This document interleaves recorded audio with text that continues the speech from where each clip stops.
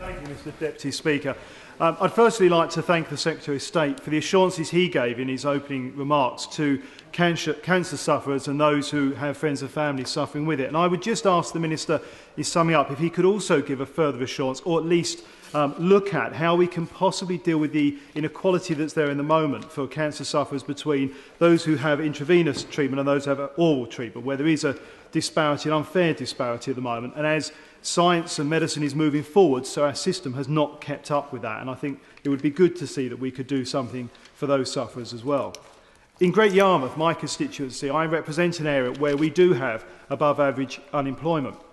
It's one of the legacies we've had from the Labour government that forgot about some of the coastal towns and some of the problems we have had with regeneration in taking away public sector workers and disincentivising not only people from work but businesses from investing and employing people through the heavy regulatory system.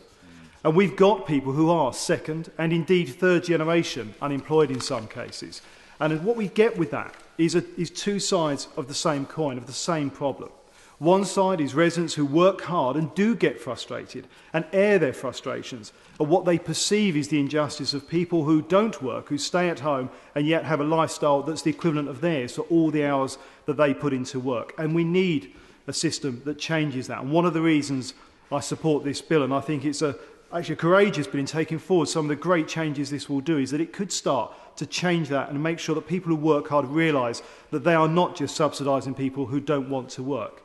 On the flip side of that coin, there are people who want to work, who can't find work and aren't properly trained for work. And in my constituency, I have people who are crying out to get the right kind of support and training in order to be able to apply for the jobs that are there. And those jobs go beyond those that they necessarily hear about in the job centre. The local press and things like Job Seeker Plus can do a great job in advertising the wide variety of jobs available in an area to allow people in areas like Great Yarmouth to consider that they can be well trained enough and have the option of moving into working not just in Great Yarmouth but in that wider community knowledge and even beyond that where jobs actually do exist that they can reasonably commute to.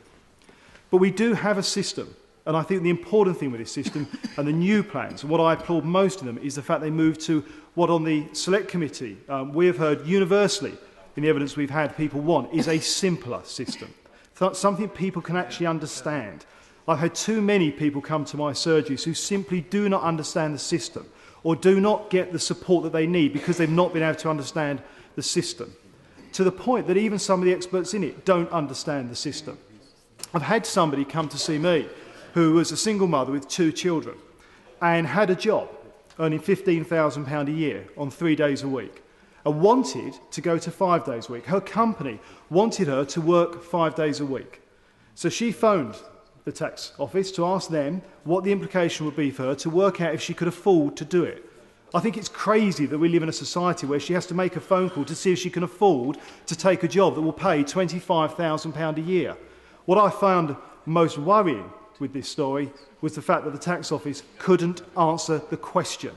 And with 30 different types of benefit and a tax system like we've got that goes to thousands of pages, it's no wonder that we've then got people who are in a situation where they're being offered a well-paid job and simply cannot, even with the help of experts, understand whether they can afford to accept it. They want it to work and they're being offered work but don't know if they can afford it. And in that case, congratulations, for want of a better phrase, go to that person because she did decide to take the job, even though the experts said, well, it's done in arrears, so it'll be another year till we can tell you, and if we do, we then have to claw it back.